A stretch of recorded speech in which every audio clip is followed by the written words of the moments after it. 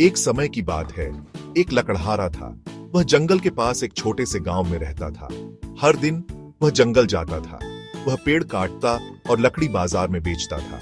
लकड़हारा बहुत गरीब था, लेकिन वह बहुत ईमानदार भी था।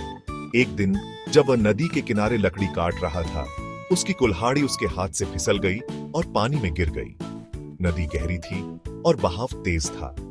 लकड़हारा बहुत दुखी था, क्योंकि उसने अपनी इकलौती कुल्हाड़ी खो दी थी।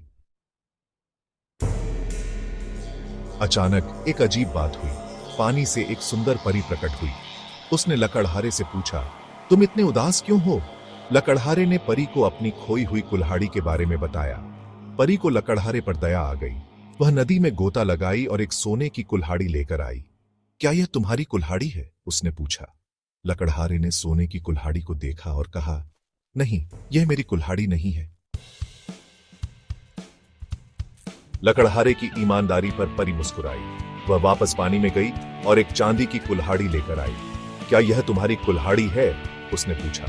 लकड़हारे ने अपना सिर हिलाया और कहा, नहीं, यह मेरी कुल्हाड़ी भी नहीं है। परी फिर मुस्कुराई और आखिरी बार पानी में गोता लगाई। इस बार वह लकड़हारे की लोहे की कुल्हाड़ी लेकर आई। हाँ, यह मेरी कुल्हाड़ी है, लकड़हारा खुशी से चिल्लाया। परी लकड़हारे की ईमानदारी से बहुत खुश हुई। उसने उसे इनाम के तौर पर तीनों कुल्हाड़ियां दे दीं। लकड़हारा बहुत खुश होकर घर गया। उसने सीखा कि ईमानदारी हमेशा सबसे अच्छी नीति होती है। ईमानदार लकड़हारे की कहानी हमें सिखाती है कि हमें हमेशा सच्चे रहना चाहिए। जब भी हमारा मन झूठ बोलने का करे, हमें याद रखना चाहिए कि ईमानदारी सबसे जरूरी चीज है।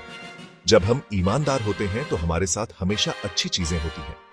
लकड़हारे की तरह बनो और हमेशा सच्चाई का रास्ता चुनो। याद रखें, ईमानदारी सबसे अच्छी नीति है।